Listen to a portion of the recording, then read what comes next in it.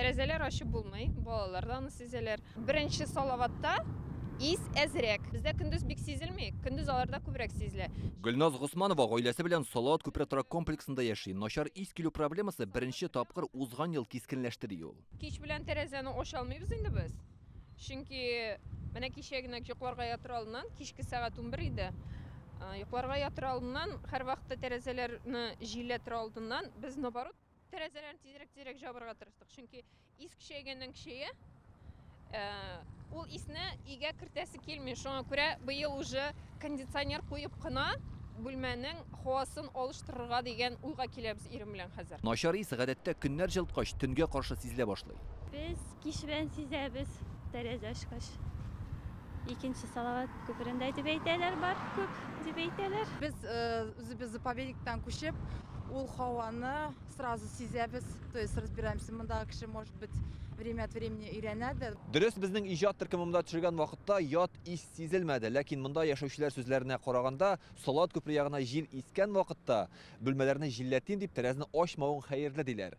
Шул вакытта иснең төгәл генә кайдан килүен дә белүче юк. Кыскасы, үзе күзгә күренми, ләкин проблема бар диләр. Салават күпер һәм бу тирәдәге бистәләрдә яшәүчеләрдән даими рәвештә моң-зар ишетелеп тора. Гыйнвар аенда уздырылган тикшерүдән соң Сасы иснең чыганагы химический полигоны булуын ачыклаганнар.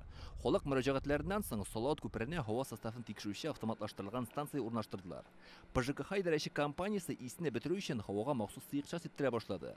Чара күрелеп торуга карамастан, ял көннәрендә Салават күперендә һавада күкертле водородның артуы ачыкланган. Безнең успокоительтергә юк монда, ник дисәң халык так безгә яза, без үзебез чыгып күрәбез анда. Бу хакта бүген экология министрлыгындагы чираттагы җыелышта җиткерделәр. Анда күзәтчелек органнары, полигон вәкилләре катнаша. Работа проводилась в постоянном режиме. Бу озак еллар дәвамында җыелган проблема. Без аны хәл итәргә тиеш. Моның өчен даими эш алып барырга кирәк. Шуңа без монда җыелабыз да. Хәзерге вакытта Чүпчар тауларын балчык белән каплый башладык. Эш планы булдырылган, беренче нәтиҗәсе дә бар. Росприроднадзор җитәкчелеге әйтүенчә, зарланучы кешеләр саны кимегән. Халыктан зарлануы кимеде, 70%-ка жалобы кимеде.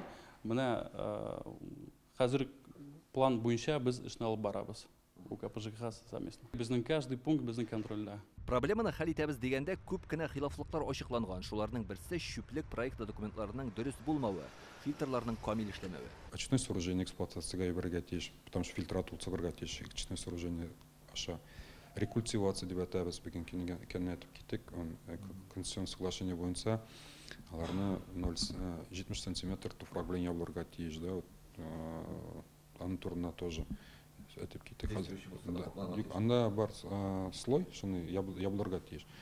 Бүген кенә ул хәзер алып барына, УКПЖКХда шул как раз безгә булышты, аларга булышты, әзәйтергә жалобаларны. Экология министры әйтүенчә, Сасы ис проблемасы Казан өчен яңа әйбер түгел, чагыштыру өчен ул Самастыр полигонын китерде. Ул рекультивацияләнгәнче шул тирәдә яшәүчеләр даими зарлана иде. Хәзер бу мәсьәлә хәл ителеп килә. Химическиядә идарәче оешма рекультивацияны кайчан башлар, әлегә билгеле түгел. Илдар Сафиуллин, Роман Фенин, Яңа Гасыр каналы.